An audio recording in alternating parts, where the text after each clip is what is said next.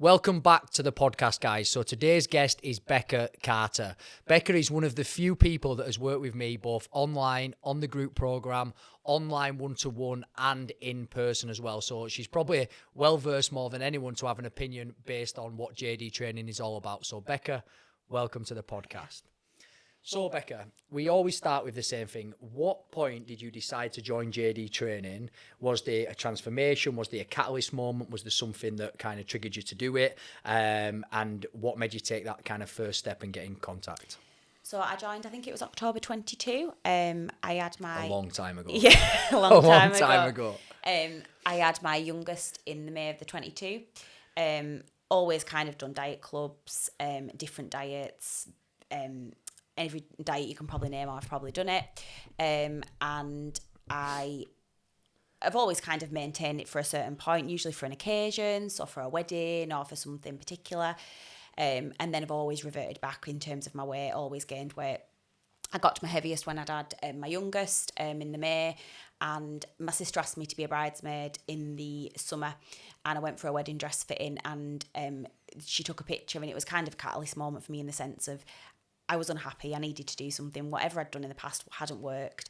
I'd made a decision. Obviously, I was having no more children, and I just knew that it was time to do something different. Cool. So it was the trying the dress on. Yeah.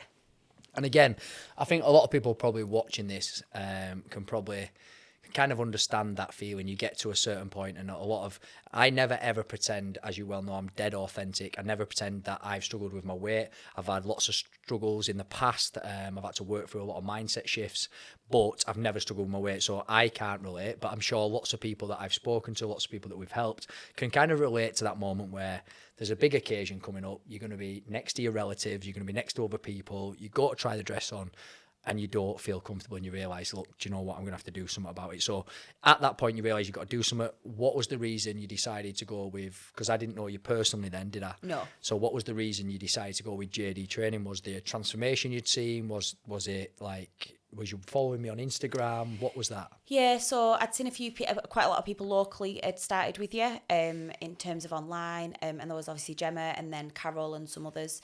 So I had been following you on Instagram, and I think it was in like the September I kind of started following you a bit more, and then kind of just thought, you know what, I need to do something different. I'd seen some really good results, so I sent you a message. Right, cool.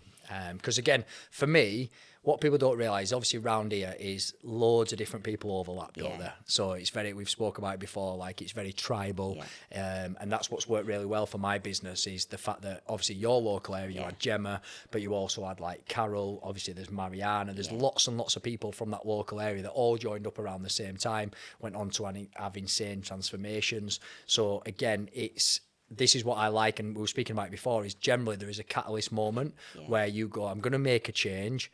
I know someone who's worked with this guy and he's got a result and I'm going to join up. So again, seems to be the common theme, which is obviously great for me. That's what I want JD training to be about. That's what I want the business to be about, is about us making positive change and that kind of spreading. So talk me through, you dropped me a message. What was that like for you? Because obviously we've worked with way over 2,000 people now online over the last 4 years. Obviously, I've got to know you on a very personal level now. I've worked with you in person. We work very closely now. What was that first message like? What was I like? Because I always think, like, how do I come across? What was it like? Yeah, so I think I obviously probably put off sending the message, and because I was doing a diet club at the time, and I just thought, no, do you know what, I need to. So I sent you the message. You obviously came back to me straight away, gave me all the information, kind of give me the confidence that, that is something I needed to do. And then I kind of, I think I only joined up maybe a few days before it started. I think I maybe joined up the weekend and then it started the following week. So I didn't really have time to think about it, to be fair. To be fair, that's quite common. Every single intake that we do, there's always a massive influx, and it's like people watch from the outside. Business, we would call it the client ecosystem, where you watch from the outside. You then might know someone that's had a transformation. You might then inquire, and then at some point, obviously, you buy in. But again, it's something that we definitely recognize here at JD Training. Is people sit on it, and then it's coming to an end, and do you know what? I'm just going to bite the bullet, and I kind of understand it, because right now, with regards to online fitness, the trust is at an all-time low. You've got AI, you don't know what transformations are real, what aren't. You've obviously then got weight loss injections. Again, you don't know if someone's kind of client's been going on the weight loss injections as well as working with them. So, and Instagram, again, it's all about the algorithm, people pushing information out. So trust, again, is at an all-time low. So for me, it's great that we do business the way that we do, because generally someone that's kind of worked with us and got results. So you sign up. Yeah. What's your first thought when you sign up? Are you nervous? Are you excited? Yeah, how does that feel? So I was excited and I was nervous. Like I said, I didn't really have time to think about it. And obviously, you just download the app, didn't you? I don't actually know if you did a welcome call about it, because I think I joined in one of the very probably early intakes, to be fair. So yeah, I was excited and nervous, but obviously downloaded the app, and I remember thinking to start with, oh, this is really slow, like I want my calories and stuff. But then I now know, after working with you for a long time, that's why it's to get used to the program so you don't get overwhelmed, which is probably what's happened in the past. So no, I mean, within the first week or two, I really enjoyed it, knew it was, definitely something different. I'd never really had the concept of calorie counting in the past. I'd always sort of done Weight Watchers, Slimming World, all this free food and things. I'd kind of maybe played with calorie counting, but not very much. So it was, really, really good. Yeah. So again, you're right. And it takes me back really to see how far like JD training's come, because I say to people all the time, the only thing that you actually need is the app. Because I built the program on the app so that day by day you drip fed information. There's no overwhelm. You know exactly what you need to do, when you need to do it. And I say to people, if you follow that schedule, you'll always be in the right place. But you talking about it then, you're right. There was no welcome call at the start. There was no support calls, I don't think, or there might have been some, but there definitely wasn't a welcome call. And again, it was because I never intended to be an online coach, believe it or not. Obviously, I've always worked with people in person. Online coaching wasn't a thing when I first got qualified 20 years ago. We'd built a massive community in Cumbria, as you're aware of, like fit camps and all that kind of stuff. But I never intended to become an online coach. So it was something I really didn't give enough time, energy and attention to, really. And I'm glad that I didn't, because I watch people all the time and it's like paralysis by analysis. They're like, oh, I need to plan this out. I need to plan that out. I just thought, what do people need to get a result? They need to do X, Y, and Z, and they need to do it in this order. And that's exactly what I did. So there was no jazz. There was no welcome call. There was none of that. And obviously now it looks very, very different. So yeah, it's funny you say that, taking me back. And again, alluding to the overwhelm as well, 95% of people that quit on any kind of nutrition journey, any kind of weight loss journey, any kind of fitness journey, they quit because of the overwhelm. They start to go, do you know what? I can't do that. I'm never going to be able to do that. And I always say on the welcome call, what people want to do is they want to log on, they want to scroll right down to week 16, because it's 16 weeks of a program, and they look at the hardest workout and they go, I can never do that. What's the point? And that is why our program is drip fed. Again, I don't talk that much. I always talk about the results, the experience, the mindset shift, but we very rarely talk about actually the model that we provide, and it's habit based. You focus on a different habit every single week. Again, we drip feed that information. So if you're in week 2, you can't necessarily see what's going to happen in week 8, because we set it in a way that that habit doesn't drop until the day before. And that's why I say to people when they join, if you just get into the habit of checking every single morning what's on your daily schedule and going with that, you can always be in the right place at the right time, so that overwhelm doesn't happen. So talk to me then. So it's a long time ago, obviously, but talk to me then, the first 16 week, how does it go? Do you have any kind of big moments where there's a mindset shift, an education shift, and how much did you lose, if you remember? So I think for the first 16 weeks, like I said, I really enjoyed it. I did the home workout to start with, and got into the workouts, got into the steps, and I think I obviously finished that first 16 weeks in like the January, and then I obviously joined on to the second phase. I can't remember how much I lost in the first 16, but I remember by the time my sister got married in the May, which I think I'd have done the home workout 1 and 2 with you. Yeah. I think I'd lost about 2.5 stone. Yeah. And I felt loads better. I got to the point where I had my youngest, where I didn't want to have my picture taken. My family will tell you I love taking pictures, but never took a picture of myself. And I felt, I went into that wedding feeling loads better, but knew I wanted more still. Yeah, but that's very normal. And again, I'm sure there's lots of people watching this that can kind of resonate to that. Like, they don't want to have the picture taken, and then looking back once they've made the change, they kind of regret it, because they're like, do you know what? I've lost all these memories. I've got no photos of this. Or if I do have photos, it's just of my face. There's no body shots. And again, I'd worked with a lot of people before I started working with people online, but I'd never worked with so many people that come from that diet club culture up until working with people online. And that, kind of catalyst moment was COVID. COVID kind of put a pause on it, and people started spending more time on social media. They came across calorie counting, and I think for the first time ever, they went, do you know what? I don't have to go to these meetings and have rammed down my throat that Slimming World's the only way. Maybe there's another way, and people started thinking about calorie counting and joining online programs, and people like me and other online PTs have definitely benefited from that. But it's that massive shift in your mindset when you start to calorie count. Yeah. And you start to kind of realise that you can get results. It's this thing about good and bad food, isn't it? So when you've done any kind of diet club, it's your good and bad food, whereas like you can have anything you want, can't you? You've just got to make sure you're calorie counting. And I think that was probably one of the catalyst things within the first 16 weeks, because I'd already avoided certain food, ate lots of certain food, and actually, you know, that's not healthy either. But and the other thing is in terms of your weight, you know, you'd get on the scales once a week, and then if that had gone up, that had kind of thrown me off track for a week. Whereas it's more about a way of life, isn't it, in terms of every day? Yeah, exactly, and that's exactly what it is. There is no good thing. There is no good or bad food. There really isn't. There's calorie dense food, and there's nutrient dense food. And if you're going to have calorie dense food, then you need to understand that with regards to calories, you've got to have a smaller portion. That doesn't mean that you can't have it. It just means you've got to fit it into your calorie balance. You've got to have a smaller portion. And again, up until I'd worked with people that were coming from that diet club culture, I probably didn't realise how many people had trauma around their food choices, and they did see it as good or bad food. They did see it as like free food. And again, for me, it was a bit... I obviously knew what diet clubs were, but my mum didn't go to a diet club. No one I really knew growing up went to a diet club. And I worked in a gym, and most people, again, that go to a gym, they don't go to a diet club. So up until kind of working with so many people online, I probably didn't know what Slimming World was even about, or any other kind of diet club. So it really did open my eyes how many people view food so different, which was a good thing, because obviously as I went on to work with lots of people from that kind of culture, let's say, I had a good understanding of how they started to think and why they think a certain way, and it comes down to education. So you lost that weight, you've gone to the wedding, you feel much, much better. At what point did then it start to go downhill? Because what I want to do is I want the listeners to be able to understand that obviously you've done absolutely incredible and you've completely changed your physique, but it hasn't always been smooth as it then first two was. Yeah. Talk to me a little bit about then at what point did you start to get less consistent, or at what point did it kind of stop working, and why? So after I came back from my sister's wedding, I went onto your gym program, and I think I probably did a few phases of them actually, and I probably did all right for the first one of those, and then it's probably from the summer of 24, I probably lost maybe about another half a stone, and then from the summer of 24 probably till 23, sorry, and then till the April of 24 when I joined the group, I probably just went through the motions, to be fair. Went to the gym, probably didn't put effort in, but kind of you know, I was kind of doing it on my own. I'd lose a few pounds, put a few pounds on. Obviously, I've always struggled when I've gone away and stuff, so I'd gain, then not quite lose the gain. So probably for that period of 9 months, to be fair, from probably the summer of 23 until the April of 24, probably didn't really progress. And I remember you talking to me on a couple of occasions and saying, I think you'd benefit from the group. And I was like, no, I can't. You know, I've got my 3 kids at home.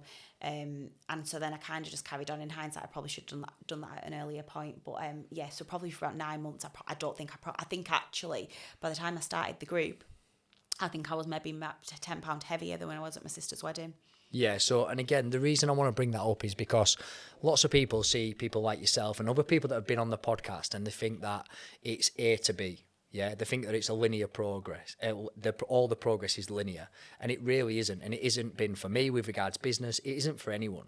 And I think it's absolutely key that people recognise that progress isn't linear. Yeah, and that goes for, you know, with regards to a lot of your friends are on the programme as well, and they've not always had an easy ride, and they've had little bumps in the road and things that have thrown them off for a couple of weeks, a couple of months, even more recently, and people that are towards the end of their journey, let's say, and they still struggle every now and again. And I think it's key that people recognise that, and they see that just because they're having, for some people it might be a bad day, it might be a bad week, it might be a bad phase, yeah, it might be a point where you don't make much progress over the year, but you don't go too far backwards.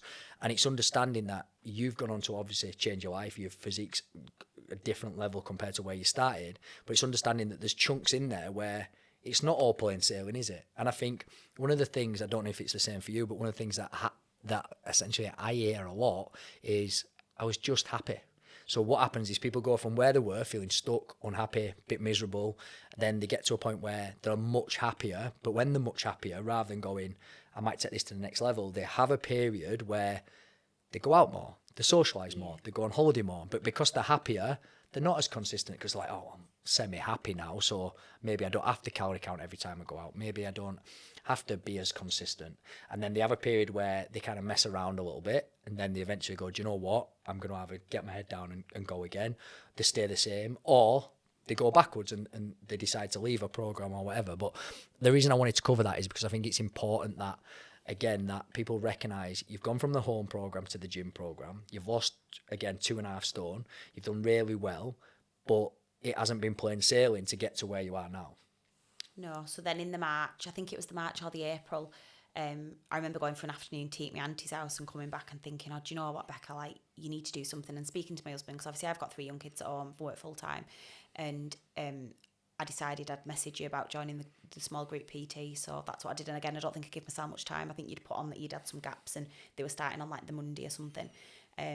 So I remember sending you a message and again just making the decision pretty quickly. And I said to my husband, common theme here, isn't there? I said, I'll just You're do quite it for 12, impulsive. I'll just do it for 12 weeks. And it'll just give me a kickstart again. And then I was there for 18 months, wasn't I? You say 18 months, is that what it was, the group? I lose track. Yeah. Obviously, I was the same as today. Like, I run one day to another, we'll do the podcast, and then we'll do the call tonight, and then we into another week of busy shooting ads, and I lose track. But is that what 18 it was? months, 18 yeah, months. from April 24 to September 25, yeah. Yeah, and I think you're on, again, I can't get it, it's quite out of reach. I've showed the actual photo today. Yeah. It was Lauren's podcast, Yeah. so Lauren's been on today, so I showed the photo. The photo is there somewhere of you guys when you all came to Farmers Strong. Yeah. Yeah, so again, it's recognising that you made a change, right? You could, at that point, you could have stopped, couldn't you?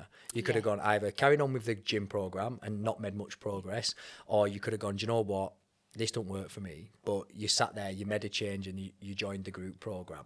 So you joined the group program. Was that a shift with regards accountability? Was it a shift with regards, obviously you've gone from, you've seen me on the calls. By that point, you'd been to fit camps. Yeah, I've been to a few fit camps and when you did them in Millham and a couple in Kirby. But yeah, it was a massive shift. That was exactly what I needed. So I remember being really nervous, messaging you saying I was nervous, and then as soon as I came into the group, I mean, it's a lovely group, innit? You did some talking to say you were nervous. Normally when people are nervous, they don't talk. Your group is renowned for they don't shut up, do you? And I absolutely love the group. Yeah, they're a good group. And like I say, every 12 weeks I'd say to my husband, I'll just do another 12. Paul Ryan. But it was absolutely what I needed. And I think it's the increased accountability, that I was seeing you 3 times a week, and if I'd eaten over my calories, I knew I was in for it. If I missed a session, but then in terms of like the stuff I've learnt in the gym, the support you give me in the gym, I think it was definitely the move I needed. Yeah, and I agree. It definitely was. It definitely, like the progress, and we'll potentially have a look later, but the progress that you made when you made that shift and you come into the group was insane, wasn't it? It kind of went back to where you was at the beginning. It was like when it was pretty linear, wasn't it? So again, and this is again for people watching, your initial progress did this, and then it's done like a little bit of this and works its way back up, and then it's done this again. And that's for people to just look at and take a bit of confidence if they're going through one of them periods where potentially they're not getting the results that they want. They are feeling a bit more comfortable. They are overeating a little bit. They're not tracking absolutely everything. That it doesn't always have to stay like that. And it's very normal to go through periods like that. So we spoke a little bit about your journey. I don't want to go on to the one-to-one just yet. Talk to me about, at what point did you realise potentially that you think, act and behave around nutrition, movement, exercise, sport differently? Was it from a young age? Was you exposed to diet clubs at a young age? If I said to you, where was your first memory of thinking potentially that your weight is going to become a problem, or that you're going to be a little bit apprehensive around your weight, you maybe hold more weight than others? What point did you kind of think that weight became an issue for you? So I think I've struggled with weight all my life, from a young age. And like I said to you, I've yo-yo dieted, kind of gone up and down, lost weight when I got married. I was bridesmaid quite a few times, sort of when I was in my early 20s, so lost weight for that. But then I was always regaining it. So I've always struggled with my weight, probably from, like you say, primary school age. So it's as far back as primary. Did you play, the reason I ask is we talk a lot about identity on the programme. Did you play sport as No, I didn't really do any sport or any exercise as a child. No, I didn't really at all. Or when I was at school or anything. No, I didn't. So no, probably from a young age. Was you active as a child? Yeah, I'd be active, I'd say. But I didn't do any sport. I wasn't part of any sports clubs or anything like that. And obviously, we encourage my children to be involved in that, because obviously that is really good, isn't it? Just for the record, Becca's one of them people that makes me feel guilty as a parent. Becca's kids do everything, make me feel guilty as a parent. But yeah, they're very active out there. They're involved in a lot of things. Yeah. So I probably struggled, like you say, even in my early 20s, like you say, probably yo-yoed, and then probably the point where it started escalating again was when I had my kids. So I've obviously got 3 children. I'd have one, and then I'd never quite lose my weight. And then when I had my second, my little girl, it was COVID, and I think that probably played a massive part in it. You weren't going out the same. There was no occasions. There was nothing real. You didn't really see anybody, did you? And so I think probably that really probably didn't complicate it, but that probably put it back. And then obviously when I had my third, I ended up the heaviest that I'd ever been in my whole life. So talk me back to, at what point did you start thinking about dieting? Was you a teenager? Was you a kid? At what point did you start thinking about kind of, I need to watch what I eat? Because obviously my kids, I'm quite open about it, they go to McDonald's, they have chocolate, they've just come in there with a load of Christmas chocolates, they're smashing them in right now as we speak. At what point did you start to think about food as weight? Because I think a lot of time, especially for me, I've never, up until I started probably becoming a PT, and I suppose a little bit of football, but even if you think back, I was born in 88, so if you think back to when I was playing football, nutrition wasn't as big as it probably is now, so I never really thought about nutrition as fuel in my body, but I never thought about my weight. I never linked food and body weight together because I never had to. Yeah. Was there a time when that actually you realised that you started thinking about eating different things because of your weight? Probably definitely as a teenager. Probably in hindsight, even as a child. I remember having to lose weight as a child, go to the doctors and lose weight, couldn't wear jeans, etc. That was from a young age. But probably from a teenager, probably when I left school, really, that's probably when I started kind of dieting. Because I suppose that's when you kind of do your own thing, don't you? And you kind of start thinking wider, don't you? You don't think, again, if you look at child development, you stop thinking like this and you think like that. And there's a teenage years, obviously there's the opposite sex, there's popularity, all these kind of things that come with like high school. Well, again, back where I was, it was first, middle and high school. But so it's like high school kind of age, isn't it? And again, so you've been struggling with it from in and around that age. Did you believe, obviously where you're at now, did you believe that you could, because again, we speak about this a lot, did you believe that you could get into the shape you're in now? Or did you think you were genetically predisposed to being as you were? I don't think I ever thought I could get to where I was now. I've obviously had a number in my head that you know, and I know you asked me a number of times why I had that number in my head, and I couldn't tell you why I had that number in my head. It's a number I've had my whole life, and I've actually got lower than that, haven't I? But I think that I don't think I ever thought I could get to where I was. I think I always have wanted to, but I probably didn't truly believe I could. I don't know the reason for that really. If I asked you, did you think that was behavioural? You didn't have the discipline, the willpower, that kind of thing, or did you think it was genetic and it was just the way you was built? Yeah, there was probably some of that I kind of just assumed that I was one of these people that struggled with the weight, and that was who I was. Yeah, and the reason I ask that is because it's important, again, for people that are watching, there's people in that position where they genuinely believe, and I'm not here, we often talk about paradigms, don't we? You've heard me talk about that before, and your paradigm is generally built as a child. You start, unless you have a massive shift, so for me it was like owning my own business, that was a massive paradigm shift for me as an adult, but unless you have a massive shift, like you getting in great shape, you generally believe the paradigms you have as a kid. And a lot of the people that I speak to, they genuinely believe, and it's not for me to say, I always say to people, like, I can't change your belief systems. Yeah, all I can do is promise you that if you start to take action daily, you can get to where you want to be. And I have a proven track record of taking people from that point, and we've developed so many physiques over the years, to getting in the best shape of your life. But there'll be people watching now that, and again, we'll put your before and after photos up, that genuinely believe exactly the same. Like, either my relatives were like that, my mum was like that, I'm like that, and it's a genetic disposition that you look like that, rather than thinking it's a behavioural and a habit-based thing. And again, we often talk about, let's say, kids, for example. People often look at families and they're like, oh, genetically, they're overweight. And it isn't, it's lifestyle and it's habits. It's not genetics, it's they have the same lifestyle, they have the same eating habits through experiences. So again, that's the reason I ask, is because I think people that are probably watching this at home can probably relate to that, and they can look at yours. And again, this is why we do these podcasts, so people see a transformation that resonates with them. And people listening now at home and seeing your photo will be like, yeah, I felt exactly the same. I looked exactly the same. So I can make a change, because you have obviously gone on to change your physique massively, and you can see that from the photos.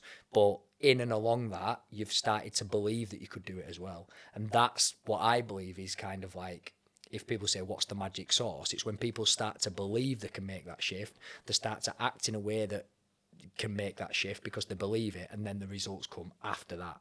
So again, I think it's interesting to delve a little bit deeper and think about that. So you go on the group program, absolutely smash it out of the park. The progress is pretty linear from that point. A few bumps in the road, like you say, going away and stuff like that, but it is pretty linear from that point.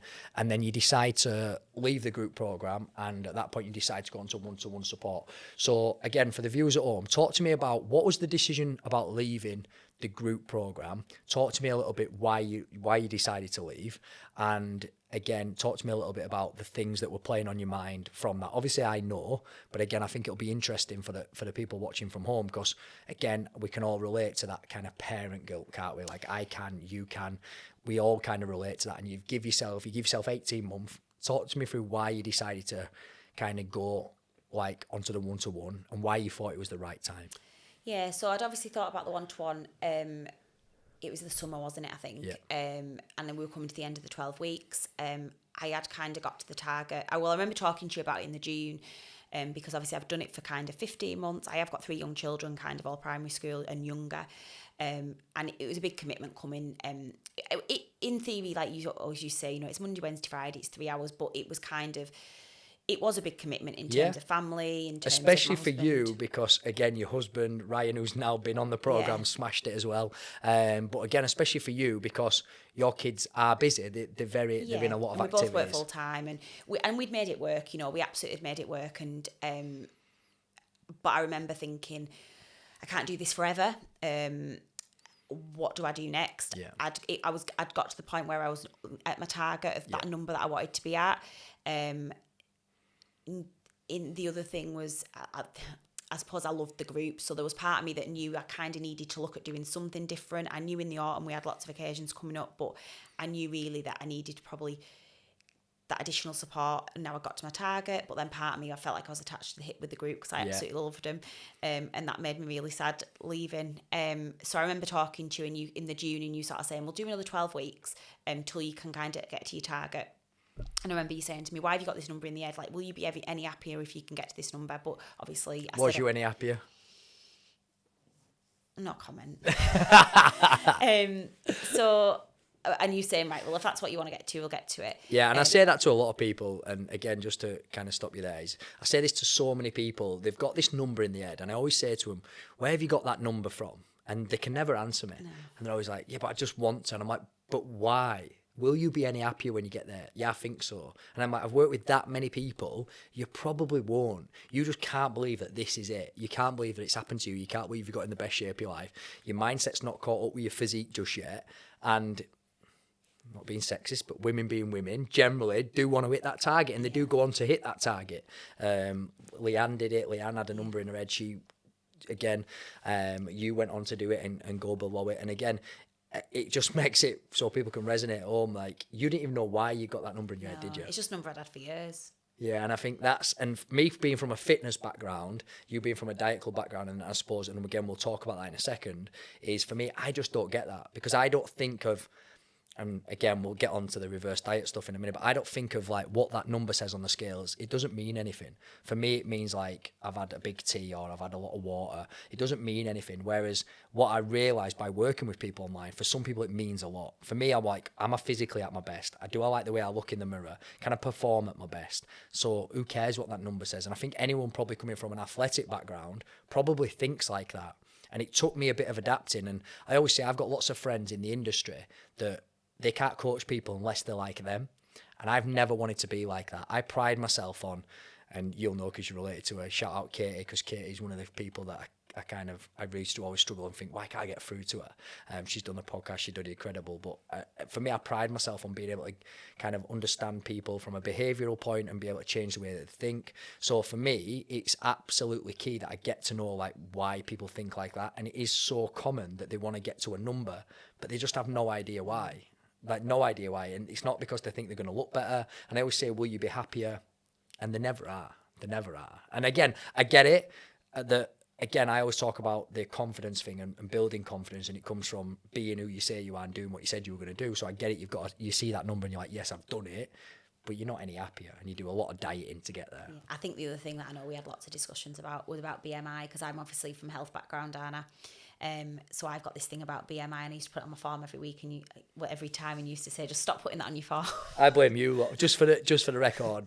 Becca works for the NHS. I blame the NHS. Like, it drives me mad because, again, BMI, it was probably great at the time, but now, obviously, with regards, we've got the in-body scanner. We talk about body composition. We talk about muscle mass. So just to give a bit of context to BMI, when I first moved up here, I was going to go in the CNC. And again, I think I've spoke to you guys about it. I train every single day.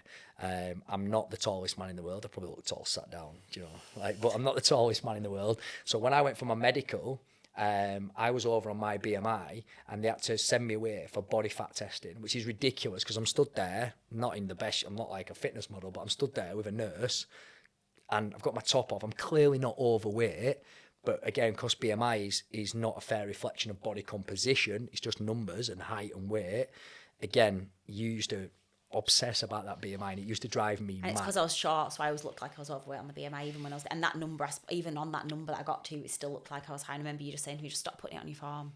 Yeah, because again, it's like, just stop it, because you're torturing yourself, and it comes from education, and I know it's hard, I know it's difficult, because I know behaviour change is hard. Like, I've done loads of different mindset work, I've obviously given up alcohol, I've reverted to Islam, so I understand behaviour change is hard, and the emotional regulation and the deeper stuff that comes with behaviour change, but it's not serving you. You're crippling yourself to hit a BMI number, which is not going to change the way you look, it's not going to change the way you look in the mirror, it's not going to change the way you perform, it's not going to change the way you feel. You're just going to hit a number that the NHS have decided is important. But we won't go on to the NHS, we'll be arguing forever, won't we, Becca?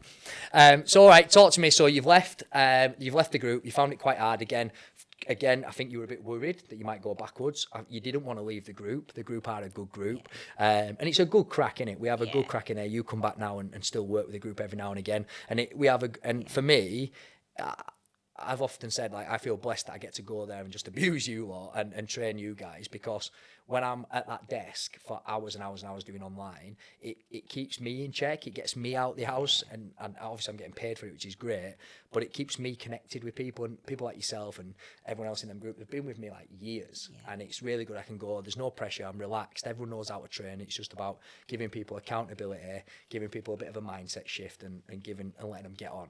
So talk to me about what happened then. So what was the plan then? What we were going to focus on? You moved on to the one-to-one support. Why did you decide to go into the one-to-one support, and what was the goal? So, like you say, I decided to go into the one-to-one. I had that call with you in sort of beginning of September, and obviously I got to my target, and I knew I needed to now reverse diet. It's something that in my whole life I've been in I haven't been in a calorie deficit. Clearly not. But in theory, I thought I had. Yeah. But certainly for the last 18 months, consistently I had. Yeah. And I didn't think I had. It's only when you show us the stuff and you was like, oh, actually, maybe I have. Yeah. And so obviously I knew it was going to be hard, and you told me it was going to be hard. I probably didn't quite realise, even from you telling me, how hard it was going to be. So I kind of used the decision that actually I would probably need that extra accountability, would need that extra support to be able to kind of not go backwards. And obviously it also gave me more flexibility from a home life perspective to be able to go to the gym. And I remember in my first week you saying to me, why are you sticking to this Monday, Wednesday, Friday thing? And it was just because it's what I'd always done. So I think it was both of them things really. But I think the main driver was that I knew that I was going to struggle with reverse dieting. And it's the fair balance in it. So we've spoke about today, like the impact that getting in the best shape of your life has on your kids, but it's about having that fair balance. And I'm a realist. So at the time, you needed to give up Monday, Wednesday, Friday night to come out. You needed the accountability. You needed to learn how to train. You needed to get in and around people that were training rather than just exercising. There's a big difference. You needed the accountability. I'm a little bit more abrupt in person, Anna. So like you needed to get to know me on that level so that we could get the message across. But actually looking at it from the perspective of like home life balance, you actually did need to go back to being at home on them evenings to give you that home life balance back. And it's about me as a realist. It's about me understanding that people sometimes, I'm saying to them, look, it's selfless to come and get fit. It's selfless to leave the house and go to the gym. You're setting a good example to your kids. But you've actually got that far now where it's like, actually, it's time to go back to being at home on an evening because you've done all the hard work. And now the next transition is going in to do it on your own. So let's talk about reverse dieting. Yeah, so I mean, obviously, I've still got a long way to go, haven't I? But obviously, I think I've been on so low calories for such a long time, and now because I remember from the Easter you saying, if you want to get to that number, I'll drop your calories down, but then you need to get in and get out. So even I remember you putting the calories up by 100, and I just don't like it. And I think the big thing for me is that it's getting that mindset, isn't it? And you know that when them scales go up, I don't like it. Understatement of the year, but it's getting into that balance of, and I know you tell me over and over again, but it's not body fat. And I think probably it's becoming easier being able to use the scanner and kind of having that confidence. Obviously, I trust you and you say it's not body fat, but being able to have that data behind it as well. So I remember when I started, the first couple of weeks, obviously I did gain a bit of weight because I've been in a calorie deficit for so long. Didn't like the fact the scales had gone up. Like you say, understatement of the year. And you saying to me, it's just glycogen, you're just filling up because you've been empty for so long. You probably still have to tell me that on a weekly basis, but daily basis. I do listen I have been on checked your weight today, but yeah, on a daily basis, I think I have to tell you that. Yeah, and I think it's slowly getting there, but I think it's that balance in terms of understanding, and it's having that confidence, isn't it? That even after I'd done it for a few weeks, then came on the scanner, my body fat had gone down, and it's about getting. It's just about getting that balance. And I know I'm a long way off that yet, but it's about trusting you that you put my calories up, that if it gains, that like you say, it's not going to go up and up and up, but it is going to go up to a point. I know I'm a bit of a challenge because as soon as it goes up, I pull everything back out again and then it goes down and then you just have to go through this cycle with me every week. And I know I will get there with it, but I think I'm just triggered by that number on the scales. And I think it goes back to the fact it's all I've ever known in terms of the scales. I think I remember when we started the group and you told me to weigh daily, and I freaked out about that because I was like, don't weigh daily, I only weigh twice a week. But actually, I struggled not to weigh daily now. Like when I go away, I struggle with that now. So actually, that was a shift. But I still know I need to desensitize myself with the scales, but I know I'm getting there. But I think without the one-to-one, I think I would have really struggled with that. I think just to give a little bit of context to people watching. So if you look at a journey, a lot of people don't see this, and a lot of people from a diet club definitely don't see this because they only see one side. When you're looking at a journey, essentially what we're looking at is a calorie deficit. The hard thing is, in the fitness industry, it's very normal to go through this full journey. For people that are coming from a diet club culture, they only do the calorie deficit bit. And then they go off to the wedding, then they enjoy themselves for 6 months, then they come back to Slimming World and do calorie deficit. And they think that's all food is. So for us in the fitness industry, we go calorie deficit, we then go reverse dieting, we then go maintenance, and then we look at performance. And that is what you need to go through. You need to go through them stages. The issue for me and what I found, and the reason I knew you were going to struggle, is because, and that's one of the reasons, again, I encourage you to come onto the podcast, because there's lots of people at home that will be struggling with exactly that. And it's not just you. And I know sometimes you feel like it's just you and you say, oh, I'm hard work. You're not as hard work as you think. Everybody goes through it because you build an identity around being overweight. Yeah, you've been overweight from a child. Yeah, you've been overweight through your teens. Suddenly you learn, oh, if I manipulate my calories, I can lose this weight. But then suddenly you're scared to death of going backwards. And I can relate to that with regards to business and coming from where I come from to then go on and earn money. And I'm exactly the same. I sit at that laptop some days just to make myself feel safe because I think, well, if I'm working, I'm worth this money. And it's as simple as that. Do you know what I mean? So I understand it. But so many people, they struggle. And I wanted you to come on because people will resonate with that. I promise you, people will resonate that. They'll be watching right now going, do you know what? I feel exactly the same. And they'll do better, or they'll be like, yeah, I can relate to that. I went through that and it was really difficult. Yeah. So the big thing about reverse dieting is essentially for the people watching is you've been in a deficit, you've got the result, yeah? You're doing X amount of steps, you're doing X amount of workouts. And again, it's quite data driven, and we're normally very impact driven. But when it gets to this stage, we've got to be data driven. So we have to show clients how many calories they're burning on a daily basis. We have to show them how many calories to eat to lose 1 pound of body fat. We have to show them if they eat the same amount of calories as they're burning, they will then maintain. But you have to know what that looks like. You have to know, what does 1,600 calories look like? How do I structure it? What does 1,700 calories look like? How do I structure it? What does 2,100 calories look like? How do I structure it? How do I eat out while having that amount of calories? How much protein do I need to have? How to structure my meals? And so many people don't think about that. They only think about the deficit, and then they essentially pretend they're in a deficit and overeat, don't track and gain weight, or they just stop tracking food completely because it's like money. Well, if I've got 2,100, I can't go over that, and you can quite quickly go over that. I think the AI is a massive driver. So obviously you've got the AI in the app, and I think it helps because it gives me a lot more flexibility when I go out, but it's also the accountability because you see exactly what I'm eating. Yeah. Which I think does make a massive difference. And I think it's the quote you keep saying to me is, I think because you try so hard to get where you want to be, and you keep saying to me, you don't need to try as hard to stay where you are. And I think that's the mindset I still haven't got. Yeah, and it takes time. And again, for people watching at home, I always say you're torturing yourself. And the reason that I say that is, essentially, when you're looking at glycogen, yeah, when you go into a calorie deficit, you empty your glycogen stores, yeah, and then when you eat carbs, you fill them back up. But again, a very normal pattern for someone that's been in a diet club culture, they will eat 2,100 calories, their weight will go up because the glycogen's filling up. They don't look any different, they don't feel any different, their clothes aren't fitting any different, but the weight's gone up because they're filled up with glycogen. For every gram of glycogen, you pull in water. So you've filled up with glycogen, you're filled up with water. You then panic and pull carbs out, which then goes back down. You then eat carbs and it goes back up. You pull them out again, you go back down, rather than realising when you get to that number, it won't keep going up because glycogen doesn't fill up. You don't gain body fat from eating at maintenance. You gain body fat from overeating on a consistent basis. Just same as when we look at a calorie deficit, yeah, you don't lose body fat from eating in a calorie deficit 1 day, 2 days, even a week. You lose body fat from being consistently in a calorie deficit.